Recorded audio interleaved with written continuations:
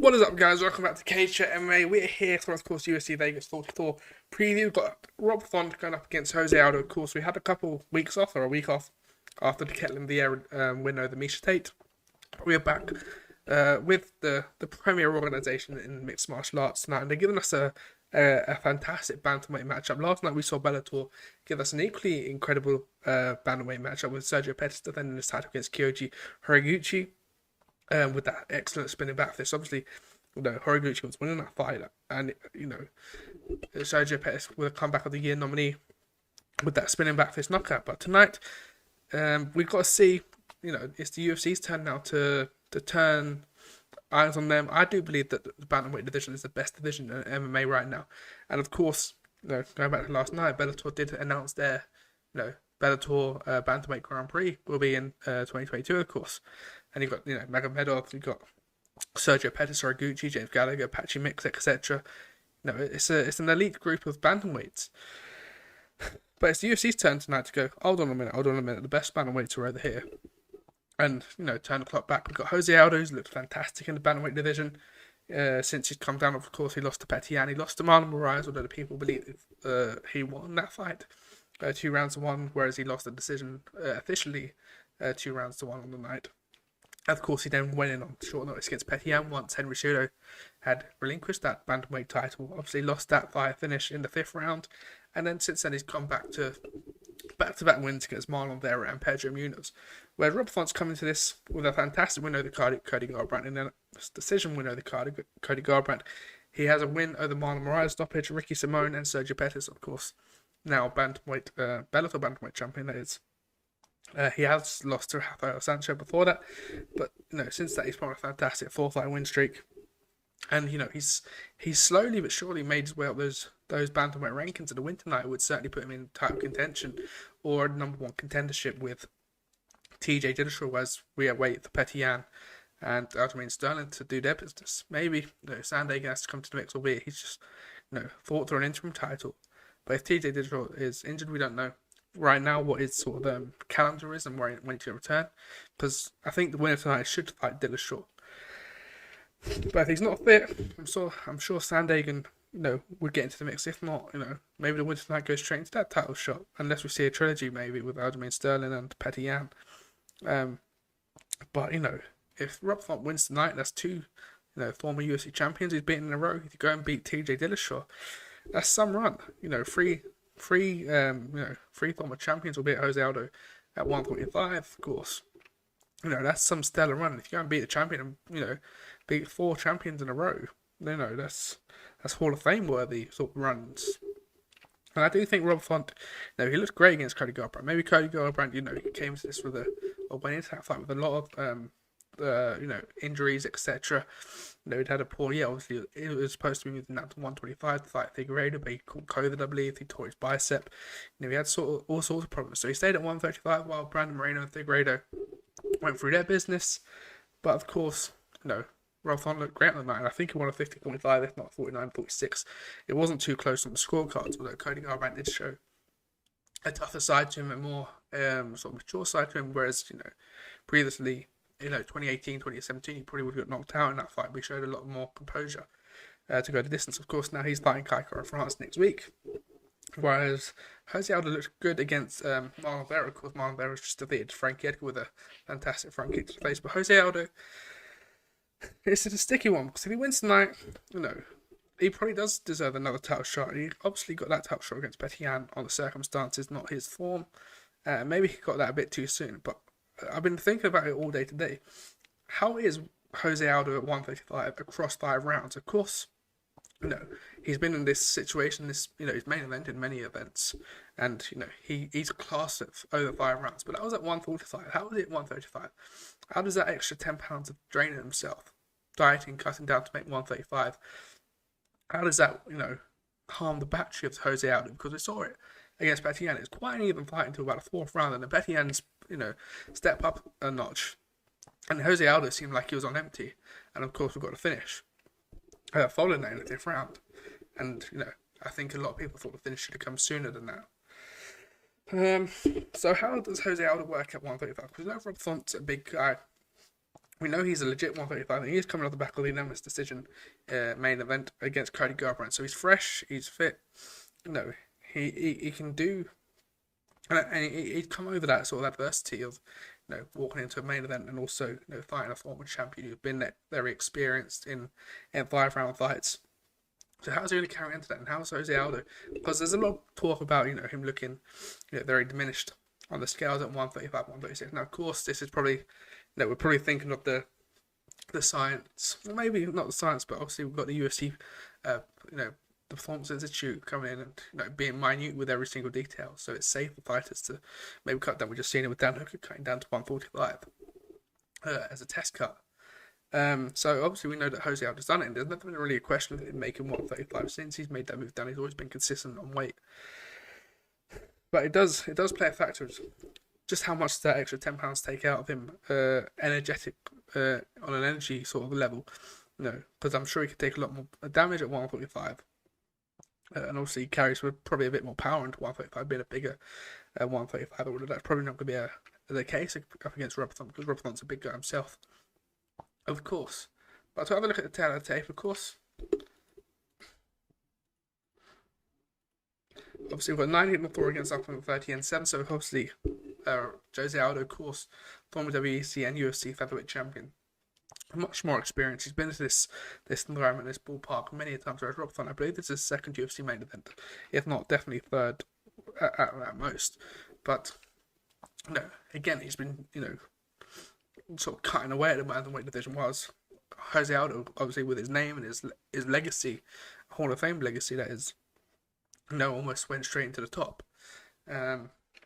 So it's weird. Obviously, Rob Font's got an inch advantage in the height, got an inch and a half in the reach, and obviously Jose Aldo's got the longer leg reaches, which is, if we go back to vintage Aldo, we know the leg kicks, we know the power of those leg kicks. How is that gonna, how's Rob Font going to deal with those? Is he going to be able to, he hasn't got much to deal with in terms of height or reach advantage to stay out of that sort of vicinity to not, get the low kicks and to evade the low kicks, should I say.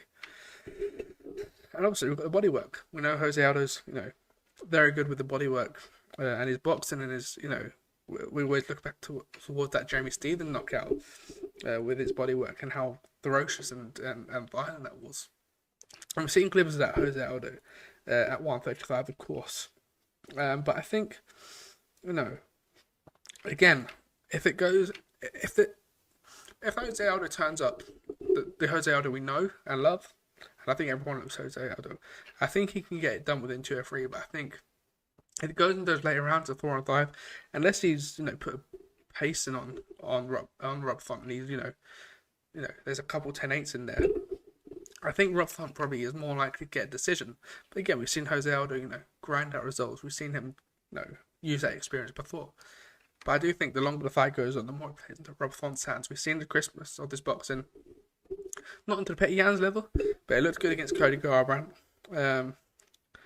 So it's an interesting fight, and it's one of these ones where it's unfortunate that there's, there is this sort of queue in the bantamweight division where we will work out what's happening between Sterling and Yan, because one of these two should be right after he fight for the title. We should have seen TJ Dillashaw fight for the title in an ideal world. He wouldn't have got injured, and he fights in October, November for that title after the win against Corey Sandhagen, and then whoever wins tonight would have gone on to win, fight for that, fight for gold against one of the winners of whoever that fight would have been against, TJ.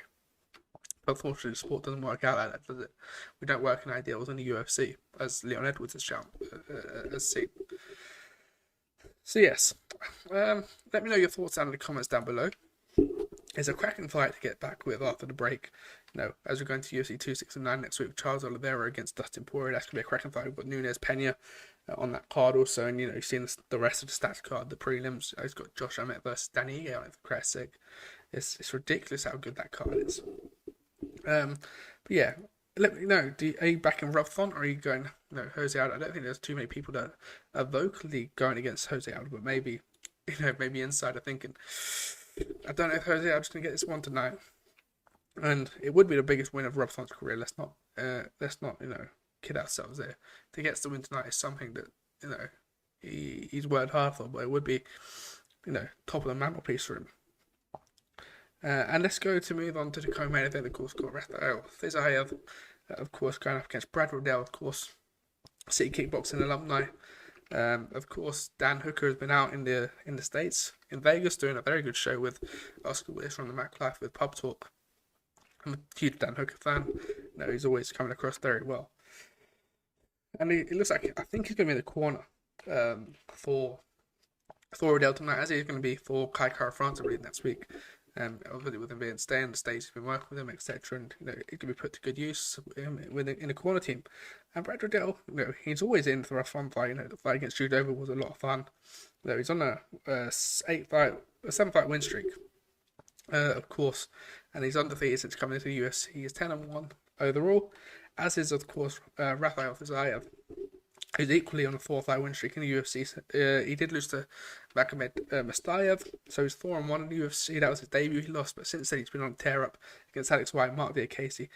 Knocked out Renato Moicano, of course, and of course Bobby Green, who won the fight in his decision. But if you remember, he tied out in that third round. He put all that energy into the first 2 rounds. I think it was 2 rounds up going into the third round. But Bobby Green, the killer that Bobby Green has, stayed in there and pulled it back. And you're thinking, oh, maybe Bobby Green's going to get an upset here and almost get a finish in that third round. I think it was close a couple of times. But Fiziev, used his experience, used his grit and his determination to get through that fight. We've seen how crazy he is in his sort of recovery and his camp techniques, should we say. But I think Brad Riddell is going to be it's a great matchup. It's a great co-main event. I think it will be fighting tonight. I've gone with Fiziev on the UFC picks, maybe more because not the hype, but I don't know. There's something a bit more towards Fiziev than there is to Brad Riddell, and it hurts me to say. I've been a City Kickboxing fan and loving to see what other City Kickboxers do, whether it's Israel Adesanya, Dan Hooker, etc. Jake Matthews, unfortunately, not fighting tonight, of course. So yeah, I've gone with Fiziev, of course. Again, let me know your thoughts down in the comments down below. It is a ranked lightweight bout, of course, the lightweight division on Smoke at the moment. I don't think it's it's more obviously more star-studded than the bantamweight division, but I don't think it's as I don't know. I always expect a good fight from the bantamweight division. Sometimes in the lightweight division, unless it's the top 5, top 6, it could be here or there how the fight goes on. But these two are pretty much guaranteed to deliver tonight, of course. As is probably Jimmy Crute versus Jamal Hill. Of course, Jimmy Crute coming off that loss to Anthony Smith, where the calf kicks really played a part with him, and you remember him punching the corner or the sanction of the octagon in frustration as he couldn't move his leg pretty much. And Anthony Smith, that was a good win for him because I think he was on a bad run then. But Jimmy Crute, he beat Modestas Bukauskas, who unfortunately got released from the UFC recently, and Mikhail Aleksyuk, of course. He's got wins over Paul Craig, who just beat Jamal Hill, of course, with that armbar that I think it was dislocated the elbow of Jamal Hill. Of course, there was many people thinking that fight should have been stopped, or the ref should have seen it, but it carried on a little bit longer until the tap. But Jimmy Crute's a fun one. Again, on Aussie coming in, 12-2. As we mentioned, Kimura's punches, he can do it all really, and this is a good fight for him. It's a good fight for Jamal Hill as well, who's 8-1, of course, to get back into the win column after that Paul Craig loss. Before that, he'd beat Vincent Prue via the second round finish. There's no contest to Klidson Abreu, and obviously beat Darko Stosic in his first UFC full debut, I guess you could say, after winning the Contender Series back in 2019 against Alexander Popek. But both of these are fun fighters. Both of these are very young in age. You've got 30 and 25, so obviously Jimmy Crute's 5 years younger, but obviously he's had a bit more experience in the octagon going to 12-2. So this is his 15th professional bout, whereas Jamal Hill's coming into his 10th professional bout. But I think, again, this does have, whoever wins it probably does get a 50k bonus tonight, performance on the night bonus. It's a cracking fight, both, neither of these back down. A bit similar to the Fiziev versus Brad Riddell fight. We've got two quite evenly liked competitors and equally matched competitors, and this is why the UFC is, taking over the combat sport well, because they're giving us fights that are hard to pick, and you want to see maybe once or twice. We don't know. The fights this past month or two have been absolutely incredible. Obviously, we had a bit of a down card with the era and take card, but 2021's been a good year for the UFC. it's hardly disappointing. You're anticipating each card as it comes, and we're looking forward to 2022, especially in London. That one's looking extra crispy, and of course, we missed 2 or 3 now because of COVID. We was looking to have one in September. Obviously, we lost the 2, March cards that they usually are because of lockdowns, etc. So we're going to get a nice bumper card on the return. You've got Clay Guida versus Leonardo Santos at 155. We've got Brendan Allen versus Chris Curtis. We've got Alex Moreno versus Mickey Gall. A fantastic fight. I think that's in the prelims. Actually, no, it's on the main card, the opening of the main card. Prelims, Maki Pitola versus Dusko Todorovic. 13-8 against 10-2, both fantastic 185ers who can bring it on the night. We've got Zavgas Zumagulov versus Manel K, the former Rising champion. Had a rough time with it in the UFC. He's coming off the back of that win against Eddie Osborne, the flying knee, but he's 1-2 in the UFC and a loss tonight. Might see his marching orders being written for him, and maybe he goes to Bellator or a PFL maybe. But he desperately needs a win tonight, and he's not been given an easy task against Zumagulov either. He's 14-5, coming in off a win against Jerome Rivera, for a fantastic win against a veteran Jerome Rivera. But again, he's also 1-2 in the UFC, so both of these are probably fighting for their UFC careers really tonight. Always throws up a nice little contest because we know how much is on the line for both of these 2 competitors. We've got Brian Barberena versus Darian Weeks. If you remember Vicente Luque Barberena fight, an absolute war. Unfortunately, Jake Matthews is not fighting against Romero. We've got Manuel Martin versus Cheyenne Felicimus, probably Cheyenne Baez, of course. Got Alonzo Meniville versus William Knight. That's going to be a fantastic fight in the light heavyweight division. We've got Claudio Puelles versus Chris Gutsamacha. And of course, opening up the card, we've got Luis Smolka versus Vince Morales. So it's a banging card from start to finish. Really, got well-known names there if you're a UFC regular, and got some good up-and-coming stars starting tonight. It's unfortunate we haven't got Brad Riddell starting tonight. We were meant to have Matt Brown face Barberena. Tanner Bozo was supposed to be on the card. Philip Lean was supposed to be on the card. So it has lost a few names on this one, but again, I think this card does stack up pretty well. As the first one for December as we go up into the busy period, and it's a nice little starter for next week's UFC 269 card, which is absolutely incredible. So I'm going to leave it there, guys. Let me know your predictions down in the comments down below. Rob Font or Jose Aldo, which way you're facing tonight. Make sure to drop this video a like. Make sure to comment and go follow us on social media at CageChat MMA on Instagram, Twitter, and Facebook. We're so close to 500 followers on Instagram now, so it'd be great if we could get there beyond before the end of the year. So yes, I'll be back for Punch and Brunch tomorrow, and I'll see you guys on the next video.